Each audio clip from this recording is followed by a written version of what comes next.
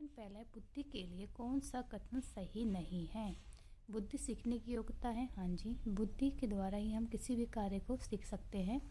बुद्धि समस्या हल करने की योग्यता है। अगर बुद्धि नहीं होगी तो हम किसी भी प्रॉब्लम को सॉल्व नहीं कर सकते। बुद्धि परिश्रम करने की योग्यता नहीं, बुद्धि परिश्रम करने की योग्यता नहीं है, क्योंकि जो परिश्रम किया जाता है वो शारीरिक क्षमता और इच्छा शक्ति पर डिपेंड करता है। अगर हमारी शारीरिक शक्ति है या इच्छा शक्ति है तभी हम कोई भी कार्य को परिश्रम हम कर सकते हैं। बुद्धि नवीन परिस्थिति के साथ अनुकूल करने की क्षमता है। तो ये आपका थर्ड ऑप्शन हमारा सही है, क्योंकि कथन नहीं बोला है। सर्वाधिक प्रभावी मूल्यांकन पद्धति कौन सी है। वार्षिक परीक्षा प्रणाली नहीं, क्योंकि वार्षिक तो वर्ष के एंड में ली जाती है। सब पुस्तक परीक्षा प्रणाली नहीं। सेमेस्टर प्रणाली, क्योंकि सेमेस्टर प्रणाली सर्वाधिक प्रभावी मूल्यांकन पद्धति है, क्योंकि हमारा जो मूल्यांकन है निरंतर चलने वाली प्रक्रिया। ये नहीं कि आज हमने मूल्यांकन किया कल हमें मूल्यांकन की जरूरत नहीं पड़ेगी। बाल विकास की किस अवस्था में सामाजिकरण की प्रक्रिया सर्वाधिक गहन और जटिल है। जो सामाजिकरण सर्वाधिक गहन और जटिल कब माना जाता है, हमारे किशोरावस्था में। वस्तुनिष्ठ विधि और प्रयोगात्मक विधि में मूल अंतर क्या है। इसमें क्या अंतर होता है, जो ये वस्तु प्रेषण विधि होती है साधारण प्रेषण माना जाता है, और प्रयोगशाला में क्या होता है, इसमें ये नियंत्रित प्रेषण माना जाता है। आपका सेकंड ऑप्शन ठीक होगा। एक बालक सिद्धांत एक विशुद्ध संभाव्यता को अमूर्त रूप से विहित कर सकने में सक्षम है। उनमें ताकि अमूर्त चिंतन की संरचनाएं हैं। एक वैज्ञानिक जैसा चिंतन कर सकता है, वह किस अवस्था से गुजर रहा है। क्या होता है इसमें, एक बच्चा क्या अमूर्त रूप से व्यक्त कर रहा है या अमूर्त चिंतन कर पा रहा है, ताकि चिंतन कर पा रहा है, तो उसको क्या कहते हैं, अकार्य संकल्प की अवस्था कहा जाता है। बालकों में प्रथम किस चिंतन को प्रभावी विकास प्रारंभ होता है। इसमें कहा गया है कि सबसे पहले जो बच्चा है कौन सा चिंतन करना स्टार्ट करते हैं, यह है प्रत्यात्मक चिंतन। क्योंकि जब भी कोई बच्चा छोटा होता है सबसे पहले क्या होता है, जो भी वो चीज़ें देखता है उसके बारे में वो सोचना स्टार्ट कर देता है, इसलिए प्रत्यात्मक चिंतन कहा जाता है। क्वेश्चन 7 है कि मूल्यांकन को व्यापक तभी माना जा सकता है जब, क्योंकि मूल्यांकन व्यापक क्यों किया जाता है, क्योंकि इसमें सभी पक्षों को शामिल किया जाता है। वो शारीरिक विकास हो या मानसिक विकास हो, संज्ञानात्मक विकास हो या सामाजिक विकास हो, बच्चों के व्यक्तित्व के सभी पक्षों का मूल्यांकन किया जाता है। तो ये आपका थर्ड सही है। निम्न में से किस आयु के बालक का दल की भावना का विकास होता है। जब बच्चा बाल्यावस्था में होता है तो उसमें क्या होता है, बालक का दल भावना का विकास होता है। जो हमारे बाल्यावस्था होती है वो 6 से 12 वर्ष होती है।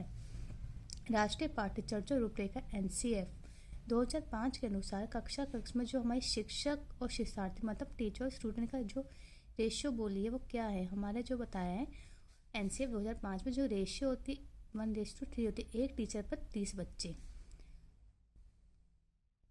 बाल विकास के सिद्धांत का अध्ययन किसके अंतर्गत किया जाता है। जब बाल विकास का सिद्धांत के अंदर बाल मनोविज्ञान शामिल किया जाता है, क्योंकि इसी में बच्चे के सारे विकास का अध्ययन किया जाता है। बच्चे के मन का, बच्चे के शारीरिक का, बच्चे का मानसिक का, सभी अध्ययन इसमें किए जाते हैं। वैलेंटाइन के साथ सीखने का आदर्श काल क्या है। वैलेंटाइन ने क्या कहा है, जो हमारा शेषावस्था है उसको हम आदर्श काल कहेंगे। रोशाक परीक्षण के बारे में निम्न में कौन सा कथन सत्य है। रोशाक परीक्षण क्या है। रोशाक परीक्षण एक अभिकृतात्मक प्रकार का प्रशिक्षण है। यह व्यक्ति के बौद्धिक अबौद्धिक दोनों ही प्रकार का शील गुणों का मापन करता है। ये बौद्धिक भी अबौद्धिक दोनों ही मापन करता है। इसका मूलभूत प्रयोजन व्यक्तित्व की अंतर्वस्तु जैसे प्रनोदन, आवश्यकता, स्वकल्पना, कुंठाव इत्यादि का उजागर करता है। सही है, ये भी ठीक है और ये भी ठीक है। मनोवैज्ञानिक परीक्षण है कि विभिन्न शाही धब्बों का इसमें क्या किया, एक तरह का मनोवैज्ञानिक परीक्षण है। इसके अंदर का क्या आता है, बहुत सारी शाहियों के धब्बों का यूज किया गया जिससे बच्चे का एक व्यक्ति का विश्लेषण किया जा सके। हमारे कथन में क्या पूछा है, सत्य नहीं है। जो सत्य नहीं है तो कौन सा ऑप्शन बचा, रोशांक परीक्षण में व्यक्तिगत की संपूर्ण रूप से नैदानिक जांच करता है, ये हमारी नैदानिक जांच नहीं करता, इसलिए हमारा जो आंसर हुआ ये सेकंड वाला माना जाएगा। पाठ में बालकों की रुचि उत्पन्न करने के लिए क्या आवश्यक है।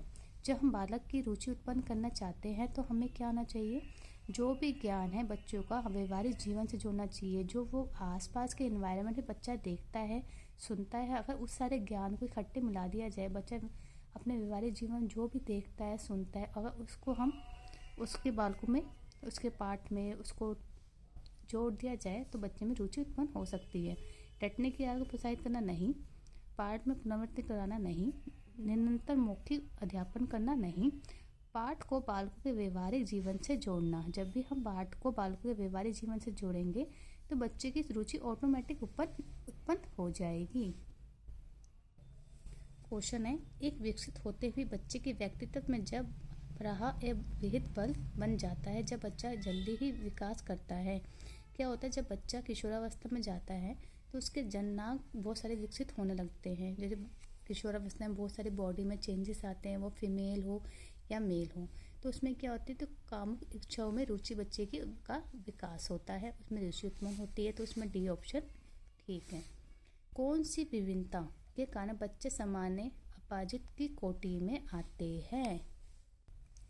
जो बच्चे की आयु में विभिन्नता होती है जिसके कारण बच्चे सामान्य अपाजित कोटि में आते हैं, तो सेकंड ऑप्शन आपका ठीक है।